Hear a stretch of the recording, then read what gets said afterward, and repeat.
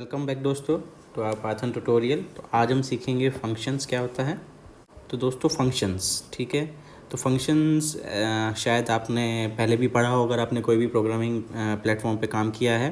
तो फंक्शन क्या होता है? A block of code that can be reuse to perform a single related task. That means आप कुछ कोड लिखते हैं, ठीक है। एक सेट ऑफ कोड होता है जिसको बार बार आप यूज़ कर सकते हो कोई एक सिंगल टास्क परफॉर्म करने के लिए, ठीक है। तो मान लीजिए जैसे कि आपको कोई आप प्रोग्राम लिख रहे हैं, उसमें आपका 2 का टेबल आपको प्रिंट करवाना है, ठीक है। तो अगर आपको 10 जगह 2 का टेबल प्रिंट करवाना है तो आप क्या करेंगे?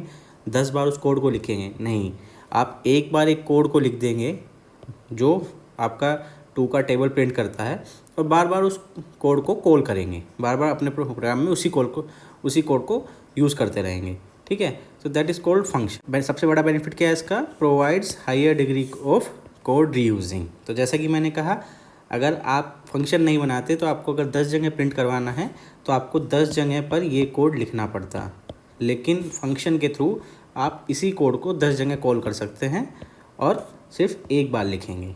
ओके, चलिए देखते हैं कि इसको कैसे डिफाइन करते हैं। तो दोस्तों यहाँ पर क्या होता है, 2 टाइप के फंक्शंस होते हैं, ठीक है।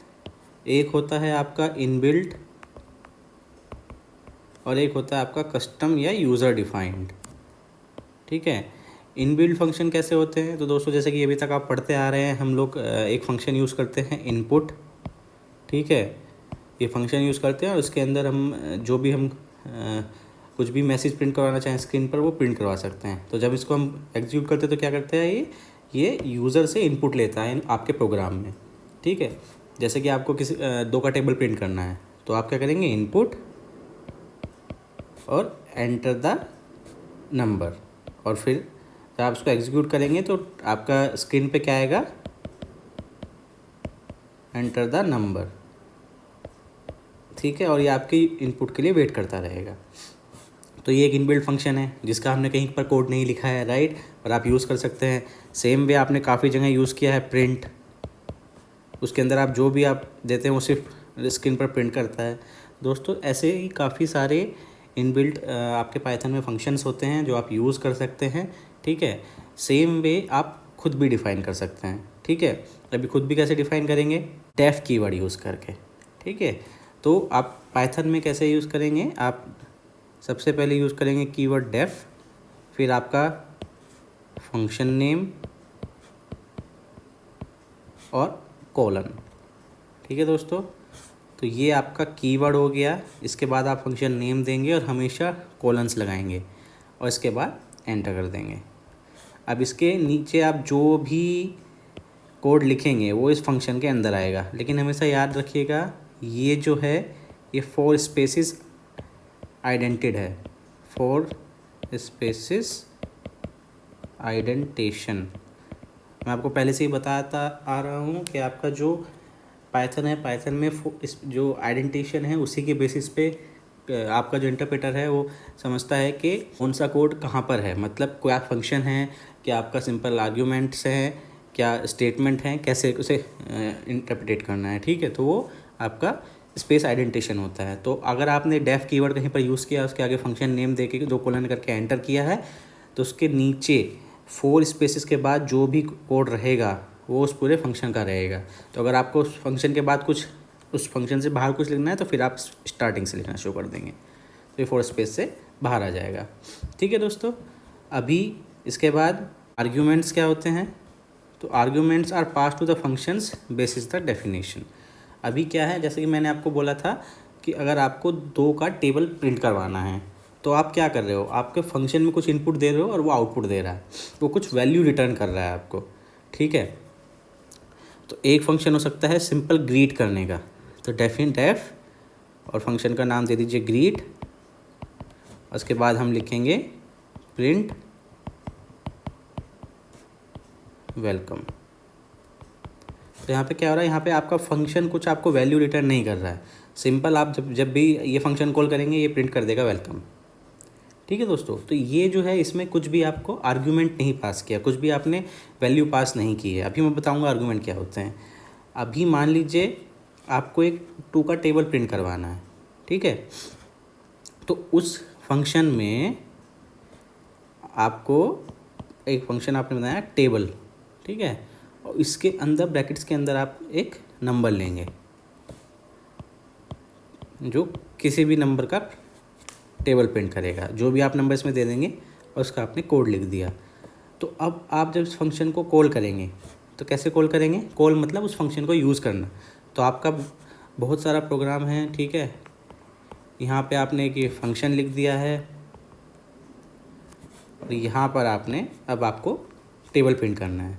तो आप करेंगे टेबल और वैल्यू पास कर देंगे। यहाँ पर आपको 3 का टेबल प्रिंट करना है तो आप 3 पास करेंगे। तो जो 3 आपने पास किया है, तो दोस्तों ये जो है जिसमें आप वैल्यू पास कर रहे हो, ठीक है, this is called argument. Function में आर्ग्यूमेंट है, ठीक है, ये फंक्शन का आर्ग्यूमेंट है इसमें, जिसमें आप वैल्यूज़ पास कर रहे हो। अब जैसे ही यहाँ पे आएगा ये कैलकुलेट करना शुरू करेगा, ठीक है। तो यहाँ पर कुछ हम वेरिएबल्स यूज़ करेंगे जिसमें कुछ वैल्यूज़ असाइन करेंगे, ठीक है। उस वेरिएबल जिसमें वैल्यू असाइन हो रही है वो होते हैं पैरामीटर। आगे मैं एग्जांपल से भी समझाऊंगा आपको।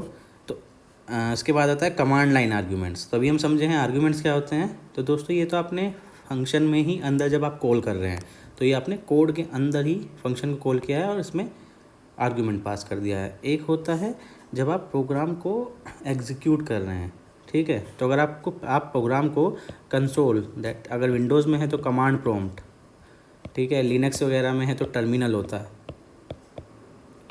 तो वही मैं आपको दिखाऊंगा। तो कमांड प्रॉम्प्ट से जब आप अपने प्रोग्राम का नाम देते हैं table.py, तो उसके बाद आप कमांड लाइन आर्ग्यूमेंट दे सकते हैं, ठीक है। तो मान लीजिए यहाँ पे आप दे दीजिए 3। तो आप प्रोग्राम के अंदर इस कमांड लाइन आर्ग्यूमेंट को भी रीड कर सकते हैं। अभी ये शायद आपको थोड़ा कन्फ्यूजिंग लग रहा होगा, पर जब मैं आपको प्रैक्टिकली इम्प्लीमेंटेशन दिखाऊंगा तो आपको समझ में आ जाएगा, ठीक है।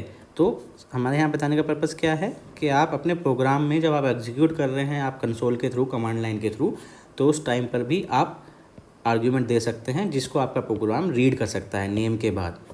Argument versus parameter. जैसे कि मैं आपको बताया था दोस्तों, ये एक सिंपल सा आपका फंक्शन है। तो हमने कीवर्ड यूज़ किया है def, this is the name, ठीक है, फंक्शन नेम। ये हमारा क्या है, आर्ग्यूमेंट है, ठीक है। अब हमने यहाँ पर जब भी हम इस फंक्शन को कॉल करेंगे तो क्या करेंगे, पावर और कोई भी नंबर दे देंगे 4, ठीक है। तो क्या होगा, ये नंबर यहाँ पे पास होगा तो इसकी वैल्यू क्या होगी 4।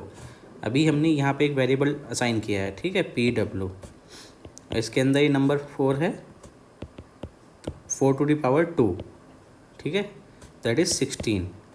तो अभी क्या करेगा फंक्शन, जब भी आपको मैंने बताया था कि भी एक मैंने पीछे फंक्शन बना के दिखाया था जिसमें कोई वैल्यू आप रिटर्न नहीं कर रहे थे, सिंपल वेलकम प्रिंट कर रहा था। पर यहाँ पे आप क्या चाहते हो कि जब भी कोई फंक्शन कॉल हो ये आपको एक वैल्यू रिटर्न करे, एक वैल्यू पास करे, पावर, जो भी नंबर आप पास करो उसकी पावर क्या है, ठीक है, आई मीन स्क्वायर क्या है। तो ये हमेशा इस पैरामीटर को रिटर्न कर रहा है। तो उसके लिए रिटर्न कीवर्ड यूज़ होता है pw। अब pw क्या हुआ है, इसकी वैल्यू इज़ 16। तो जब भी आप इस फंक्शन को कॉल करोगे ये हमेशा आपको वैल्यू देगा 16। तो दोस्तों यहाँ पे ये जो है ये है पैरामीटर, ठीक है।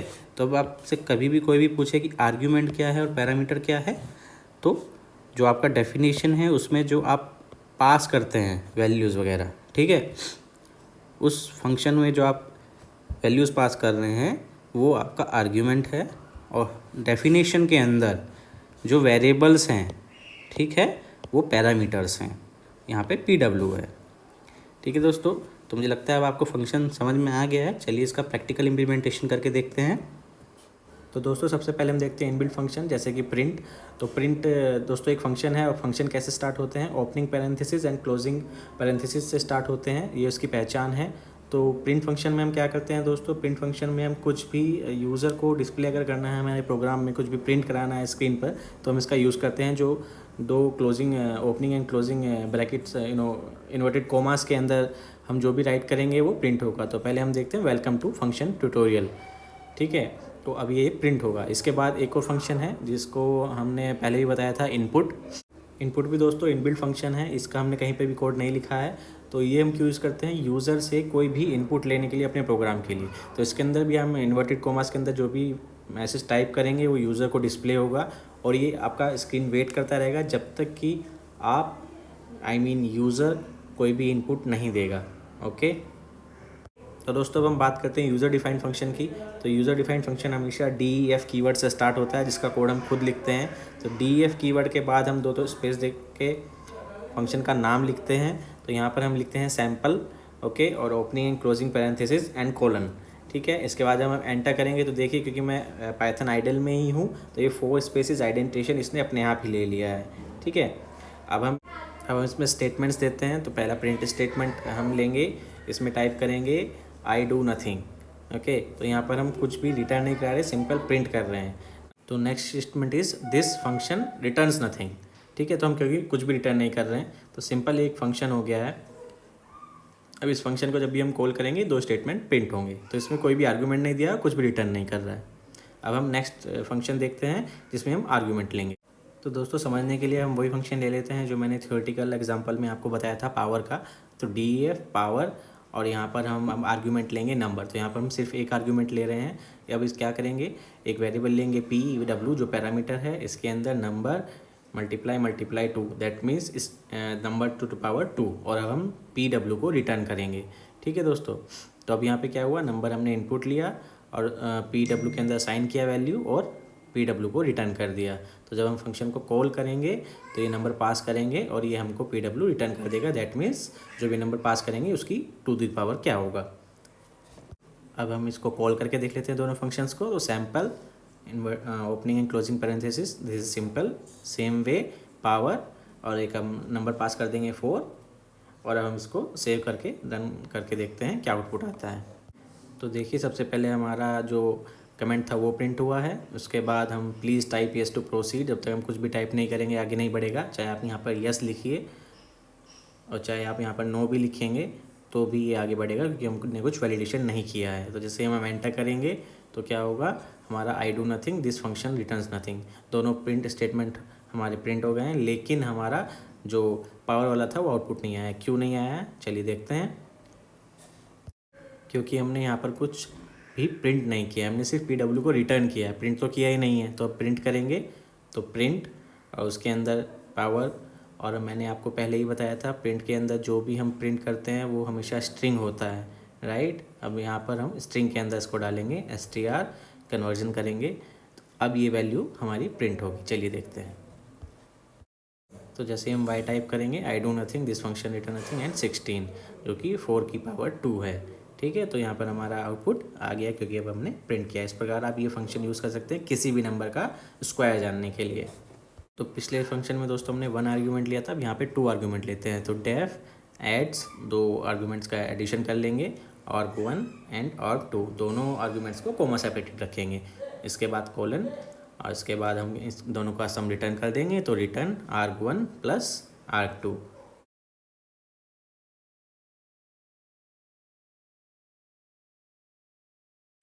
देखिए बेसिकली कोई भी आर्गुमेंट का कोई भी टाइप नहीं होता है, वो टाइपलेस होते हैं, ठीक है। जब आप पास करके उनकी वैल्यू किसी वेरिएबल में असाइन करते हैं तो ही उसका टाइप होता है, ठीक है। तो अभी यहाँ पर हम देखिए पिछले जो फंक्शन था उसमें PW वेरिएबल था जिसमें हमने वैल्यू असाइन की थी। तो जब नंबर पास किया था उसका कोई टाइप नहीं था, लेकिन नंबर को हमने मैथमेटिकल फंक्शन अप्लाई किया तो वो इंटीजर टाइप हो गया है। तो दोस्तों अब हम इसको कॉल कैसे करेंगे, एड्स, आप कोई भी 2 इंटीजर दे दीजिए, ठीक है, स्पेस देने की जरूरत नहीं है, और इसको हम प्रिंट करेंगे। इसको एग्जीक्यूट करके देखते हैं। सेव कर लिया मैंने, यहाँ पर हम क्या y, और ये देखिए 4 + 2 = 6, ठीक है। तो यहाँ पर हमारा इस तरह से 2 आर्ग्यूमेंट्स हम ले सकते हैं। इसके बाद अगर हमें देखना है कि मल्टीपल आर्ग्यूमेंट्स, ठीक है, अनलिमिटेड नंबर ऑफ आर्ग्यूमेंट्स हमें लेना है तो हम कैसे कर सकते हैं। तो हम डेफ कीवर्ड यूज़ करेंगे, सम हमें करना है, और हम एस्ट्रिक्ट यूज़ करेंगे दोस्तों। अब ये क्या है, ये जो हमने फंक्शन बनाया है सम्स, इसमें आप कितने भी नंबर ऑफ आर्ग्यूमेंट्स दे सकते हैं, इसमें कोई लिमिट नहीं है, ठीक है। अब हम क्या करेंगे, हमने जितने भी आर्ग्यूमेंट्स पास किए हैं सबको पहले प्रिंट करा लेंगे। तो ये जो है इसको यहाँ पर हम प्रिंट करा लेंगे। अब हमें क्या करना है, जितने भी हमने आर्ग्यूमेंट्स लिए हैं उन सबका सम प्रिंट करना है। तो हम क्या करेंगे, पहले टोटल इक्वल्स टू 0 ले लेंगे, ठीक है। फिर लूप चलाएंगे, लूप वगैरह सब दोस्तों मैंने आपको लास्ट ट्यूटोरियल्स में सिखा दिया है। तो फॉर आर्ग इन आर्ग्स, यहाँ पर जो है ये है आपका आर्ग्यूमेंट, इसके अंदर सारे आर्ग्यूमेंट्स हैं और आर्ग एक वेरिएबल नेम है, आप कुछ भी ले सकते हैं।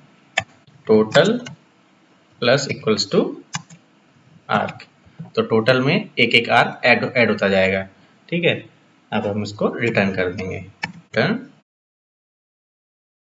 अब इसको हम कॉल करके देखते हैं, तो प्रिंट str सम्स 1 2 3 4 5 6 1 2 3 4 6, यहाँ पर 6 आर्गुमेंट पास होंगे, वो सारे 1 to 6 यहाँ पर प्रिंट होगा। इसके बाद क्या होगा, अभी आर्ग इन आर्ग्स, तो ये अप टू 6 है तो ये 6 टाइम चलेगा। टोटल पहले 0 था, उसमें 1 ऐड होगा, फिर नेक्स्ट आर्गुमेंट इज 2, तो 2 + 1 = 3, 3 + 3 6 + 4 10 + 5 15 6 21, तो टोटल में 21 होगा और ये रिटर्न हो जाएगा। आइए रन करके देखते हैं, सेव कर लेते हैं। ये देखिए जितने भी आर्गुमेंट्स आपने पास किए हैं सब, और उसका टोटल क्या है 21। तो इस तरह से आप unlimited number of arguments pass कर सकते हैं। तो इस तरह से आप एक फंक्शन लिख सकते हैं जिसमें आप कितने भी नंबर्स का सम प्रिंट करा सकते हैं। चलिए दोस्तों, एक फाइनल मैं आपको बता देता हूँ कि एक डिक्शनरी को आप कैसे यूज़ कर सकते हैं फंक्शंस में, ठीक है। तो उसके लिए सबसे पहले एक डिक्शनरी भी मैं आपको पिछले ट्यूटोरियल्स में सिखा चुका हूँ। तो एक डिक्शनरी ले लेते हैं दोस्तों हम अल्फ़ाबेट करके, और उसमें की वैल्यू पेयर होते हैं। तो अल्फ़ा, मेरे कीबोर्ड में एग्जैक्टली उसको प्रिंट करने का कीवर्ड्स नहीं है, तो हम सिंपल वैल्यू लेंगे एल, और अल्फ़ा का जो सिंबल होता है अल्फ़ा बीटा गामा, तो वो भी आप गूगल से कॉपी करके यहाँ पर कर सकते हैं, पर फिलहाल मैं सिंपल कीवर्ड्स ही ले रहा हूँ, ठीक है। तो हमारी डिक्शनरी हो गई। अब हम एक फंक्शन करते हैं जिसमें हम डिक्शनरी पास करेंगे, ठीक है। तो डेफ, इसके अंदर हम क्या करेंगे, डिक्शनरी पास करेंगे, ठीक है। कीज वैल्यूज, ठीक है, कीज एंड वैल्यूज। और हम यहाँ पर क्या करेंगे, पहले प्रिंट कर लेंगे डिक्शनरी क्या है, ठीक है, केवी। अब इसके बाद हम क्या करेंगे, क्योंकि हमने डिक्शनरी पास करी है, फॉर की इन केवी, करेक्ट। तो यहाँ केवी इज डिक्शनरी, की वैल्यू पेयर हमें पता है, ये की होता है, वैल्यू होता है डिक्शनरी में, डिक्शनरी में से की वैल्यू पेयर होता है। तो फॉर ईच की, तो हम क्या करेंगे, प्रिंट कर दो हमारी की एंड हमें वैल्यू प्रिंट करनी है, ठीक है। तो हम एक सेपरेटर प्रिंट कर लेते हैं और फिर वैल्यूज़। तो वैल्यूज़ को हम डिक्शनरी से कैसे एक्सेस करते हैं दोस्तों, डिक्शनरी के अंदर की का नाम देके। तो जब हम डिक्शनरी के अंदर की का नाम देंगे, इस की के अगेंस्ट जो वैल्यू होगी, तो यहाँ पर की है अल्फ़ा, ठीक है। तो डिक्शनरी में अल्फ़ा की जो वैल्यू है AL, वो प्रिंट हो जाए। तो यहाँ पर पहले हमने की प्रिंट की है और फिर वैल्यू प्रिंट किया है, और फिर अब हम क्या करेंगे, हम रिटर्न करेंगे टपल। तो दोस्तों टपल भी मैं आपको पढ़ा चुका हूँ, तो आई हाईली रिकमेंड आप प्लीज़ हमारे प्रीवियस ट्यूटोरियल्स देखिए, तो आपको सब कन्फ्यूजन दूर हो जाएंगी। टपल, और हम क्या करेंगे, केवी डॉट वैल्यूज़ की जो वैल्यूज़ हैं उसको हम एज अ टपल, तो हमारा AL BE और GA का एक टपल रिटर्न हो जाएगा। अब इसको हम एक्सेस करके देखते हैं। तो प्रिंट str टेक्स्ट, और इसके अंदर हमें डिक्शनरी पास करनी है, तो हम डिक्शनरी पास कर दी है। हम रन करके देखते हैं, यस, ये देखिए अल्फ़ा की वैल्यू L है, B है, यहाँ पर हमने पूरी डिक्शनरी प्रिंट की थी, डिक्शनरी प्रिंट है जो हमने पास की है, उन सबकी की वैल्यू पेयर है, और फिर जो वैल्यूज है उसका टपल हो गया है। सो इस तरीके से आप डिक्शनरीज भी, तो आप कुछ भी पास कर सकते हैं अपने फंक्शन में, ठीक है। दोस्तों अब हम बात करते हैं कमांड लाइन आर्ग्यूमेंट्स की। तो कमांड लाइन आर्ग्यूमेंट्स में क्या होता है दोस्तों, आप अपने प्रोग्राम को यहाँ पर डायरेक्ट आइडियली से रन करने की जगह आप कमांड प्रॉम्प्ट से भी रन कर सकते हैं। मैं विंडोज़ यूज़ कर रहा हूँ तो कमांड प्रॉम्प्ट हो गया, लिनक्स में आपका टर्मिनल होता है, ठीक है। तो हम क्या करेंगे, सिंपल जब मैंने फर्स्ट जो ट्यूटोरियल था उसमें आपको सिखाया था कि कैसे इंस्टॉलेशन करते हैं और पाइथन का पाथ सेट करते हैं। तो जब आप अपना कमांड प्रॉम्प्ट में जाएंगे, सिंपल पाइथन टाइप करेंगे, तो आप पाइथन के आइडियली में आ जाते हैं, वहाँ पर भी आपका पाइथन टर्मिनल स्टार्ट हो जाता है। तो अभी हम क्या करेंगे, सबसे पहले कमांड लाइन जो आर्ग्यूमेंट होता है उसको रीड कैसे करेंगे, उसके लिए मैं आपको एक प्रोग्राम दिखा देता हूँ छोटा सा, ठीक है। तो हम एक न्यू फाइल बनाएंगे, प्रोग्राम का नेम, ठीक है। तो हम कुछ वेरिएबल्स लेते हैं, यहाँ पर हम कमेंट दे सकते हैं। अब हम सबसे पहले क्या करेंगे, एक वेरिएबल लेते हैं प्रोग्राम sample.py, ठीक है। एक हम ले लेते हैं सोर्स, तो src.dst.txt।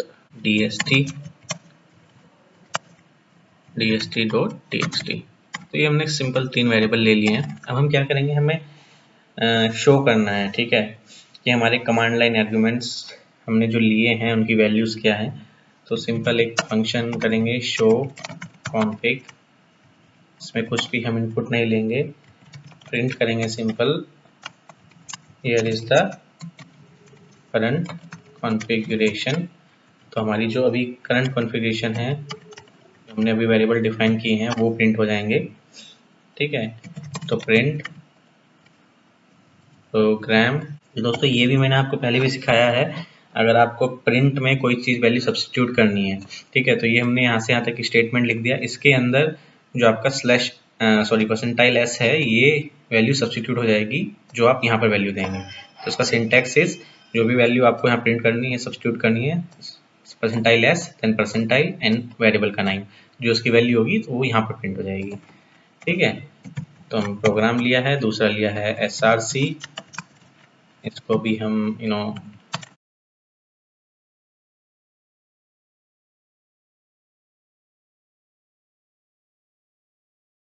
अब हम क्या करते हैं, जो मैं भी दोस्तों करने जा रहा हूँ वो आपका नेक्स्ट ट्यूटोरियल आएगा क्लास का, उससे आप समझ जाएंगे। फिलहाल के लिए आप सिर्फ इतना समझ लीजिए, ये एक नेम स्पेस है जो भी मैं यूज़ करने वाला हूँ, और ये डिफ़ॉल्ट नेम स्पेस है, हमेशा ट्रू रहता है, ठीक है।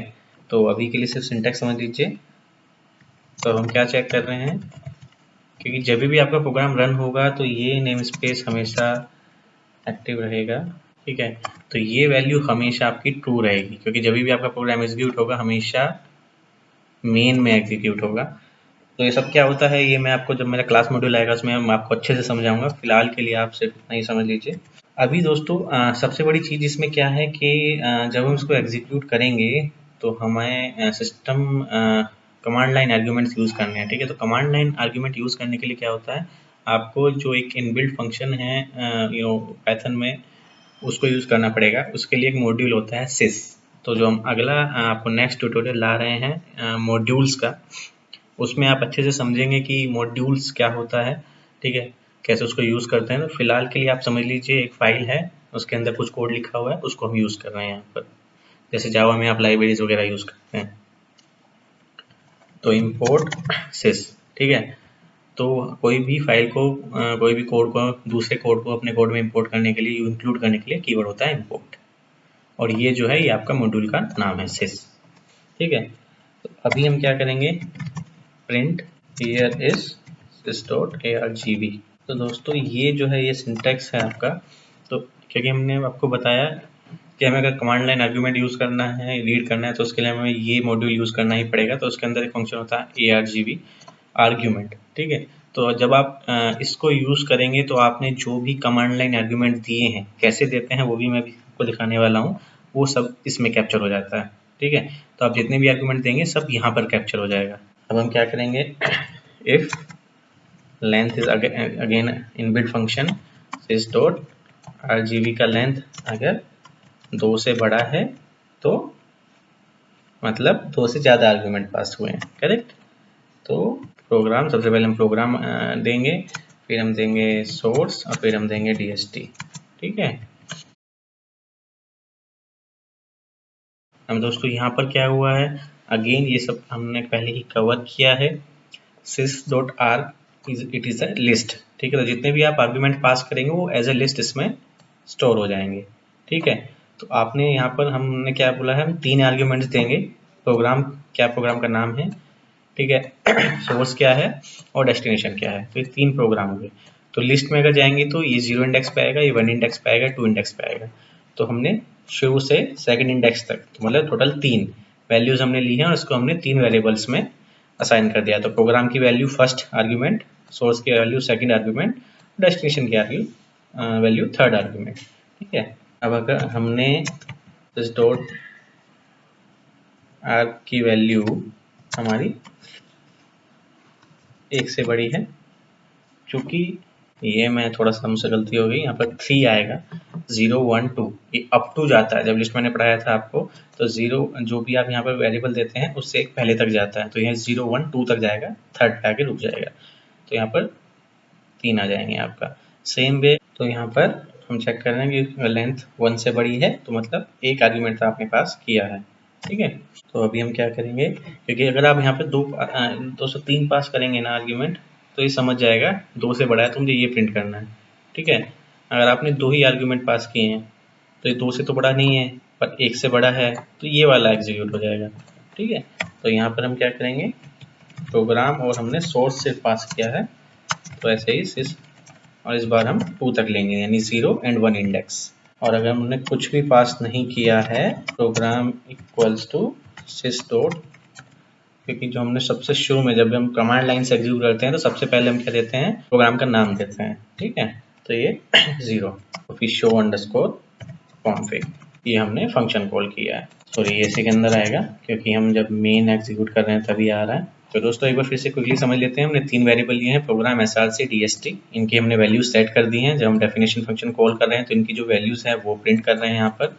अब जब हमारा फंक्शन, जब हम प्रोग्राम एग्जीक्यूट करते हैं तो आपका मेन जो होगा वो ये हमेशा ट्रू रहेगा, जो नेम स्पेस है ये हमेशा वैल्यू रहेगी मेन, क्योंकि ये मेन में एग्जीक्यूट होता है। इसकी डिटेल्स जब हमारी क्लास वाला ट्यूटोरियल आएगा, नेक्स्ट टू नेक्स्ट ट्यूटोरियल, उसमें हम आपको समझाएंगे। तो हमने एक फंक्शन इंपोर्ट किया सिस, उसके अंदर एक फंक्शन होता है मॉड्यूल सिस के अंदर फंक्शन होता है आर्ग। इस आर्ग को यूज करके ही हम क्या करते हैं, कमांड लाइन आर्ग्यूमेंट्स रीड करते हैं। ठीक है, तो अब हमने क्या किया है, इफ लेंथ डॉट आर्ग्यूज, अगर हमारे जो आर्ग्यूमेंट्स हैं वो 2 से ज़्यादा हैं तो हमने प्रोग्राम, सोर्स और डेस्टिनेशन तीनों आर्ग्यूमेंट दिए हैं, और तीनों की वैल्यू, क्योंकि हमारा सिस जो आर्ग जो है लिस्ट है, ये इसके अंदर सारे आर्ग्यूमेंट्स आएंगे, वो एक वेरिएबल असाइन करके असाइन कर दिए हैं। अगर हमने 2 ही किए हैं तो प्रोग्राम और सोर्स से असाइन किया है, कुछ भी नहीं किया है तो सिंपल प्रोग्राम का नाम असाइन किया है, उसके बाद फंक्शन कॉल किया है।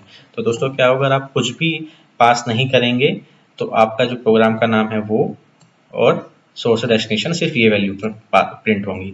अगर आपने आर्गूमेंट सिर्फ प्रोग्राम और सोर्स प्रिंट किए हैं तो इन 2 की वैल्यू चेंज हो जाएगी, थर्ड की वैल्यू सिर्फ dst.txt रहेगी, और अगर हमने तीनों पास किए, तीनों की वैल्यू चेंज होकर तीनों की वैल्यू प्रिंट करेगा।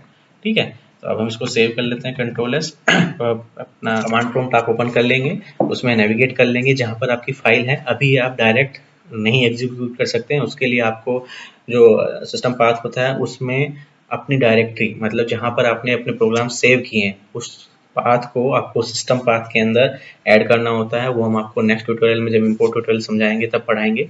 अभी के लिए आप सिर्फ कमांड प्रॉम्प्ट ओपन कीजिए और जिस भी डायरेक्टरी में आपका प्रोग्राम स्टोर्ड है उस डायरेक्टरी में चले जाइए। ठीक है, अब हम टाइप करेंगे पाइथन। तो पाइथन कीवर्ड यूज करके हम कोई भी पाइथन फाइल एग्जीक्यूट कर सकते हैं। ये पाइथन को भी हम सिस्टम पाथ में ऐड करते हैं। ये हमने कैसे ऐड किया था, ये हमने अपने सबसे पहले ट्यूटोरियल में समझाया था, आप हमारा पहला ट्यूटोरियल देख सकते हैं। तो इसके बाद हम अपनी फाइल का नाम देंगे। तो हमारा फाइल का नाम क्या है दोस्तों, कमांड लाइन। टैब मारेंगे तो फाइल का नाम आ जाएगा। अब दोस्तों कमांड लाइन आर्ग्यूमेंट क्या होता है, यही होता है। पाइथन के बाद आप जो भी टाइप करेंगे वो एक आर्ग्यूमेंट है। तो command line dot pi is a file name, तो ये एक आर्ग्यूमेंट हो गया। देन एक सोर्स करेंगे, ठीक है, तो उसमें हम क्या करेंगे, 1.src। पहले हम कुछ भी आर्ग्यूमेंट पास नहीं करते हैं, सिंपल एग्जीक्यूट करके देखते हैं क्या होता है। देखिए here is source argument is command line dot py, क्योंकि ये हमारा पहला है आर्ग्यूमेंट, इसके बिना प्रोग्राम चलेगा ही नहीं, तो ये आपका रिप्लेस हो गया है। अगर हम फाइल में देखेंगे यहाँ पे सैम्पल डॉट पाई था, लेकिन यहाँ पे जो आपने पास किया है वो हो गया है। अब प्रोग्राम कमांड सोर्स txt ये चेंज नहीं हुआ क्योंकि हमने आगे कुछ पास नहीं किया है। अब हम करेंगे 1.src और अब हम देखिए सोर्स 1.src चेंज हो गया, पर डेस्टिनेशन dst.txt ही रहा है क्योंकि हमने सिर्फ 2 ही आर्गुमेंट पास किए थे, 2.txt। और अब देखिए अब ये भी चेंज हो गया है, ये भी चेंज हो गया है और ये भी चेंज हो गया है। तो इसको दोस्तों कमांड लाइन आर्ग्यूमेंट बोलते हैं। ये सब आपके .argv जो है फंक्शन उसमें रहेगा। इसी तरह से आप जब भी अपना प्रोग्राम कंसोल में रन कर रहे हैं तो आप कोई भी पैरामीटर्स, कोई भी वैल्यू आप पास करना चाहते हैं, डायरेक्ट आप जब प्रोग्राम रन कर रहे हैं तभी पास कर सकते हैं। इसको कमांड लाइन आर्ग्यूमेंट बोलते हैं। ठीक है दोस्तों, थैंक यू। तो अब हमारा प्रैक्टिकल इम्प्लीमेंटेशन मॉड्यूल जो था आपका फंक्शंस का, वो कंप्लीट हो गया है। अब हम नेक्स्ट देखेंगे क्या सीखेंगे। हम सीखेंगे मॉड्यूल क्या होता है, मॉड्यूल इंपोर्ट कैसे करते हैं अपने प्रोग्राम्स में। अगर हम एक अपना मॉड्यूल बनाना है तो उसको कैसे बनाते हैं। तो मॉड्यूल बहुत इंपॉर्टेंट चीज़ है दोस्तों, आप हमेशा इसको यूज़ करेंगे तो हम इसको सीखेंगे। अगर आपको ये वीडियो पसंद आया हो तो प्लीज़ हमारी इस वीडियो को लाइक कीजिएगा। आपका कुछ भी आपको डाउट है, कोई भी आपको ऐसा लगता है हमने टॉपिक नहीं कवर किया है या आप हमसे चाहते हैं कोई टॉपिक कवर करवाना, प्लीज़ कमेंट बॉक्स में कमेंट कीजिए। हम डेफिनेटली उसके ऊपर वीडियो लाएंगे। Thank you.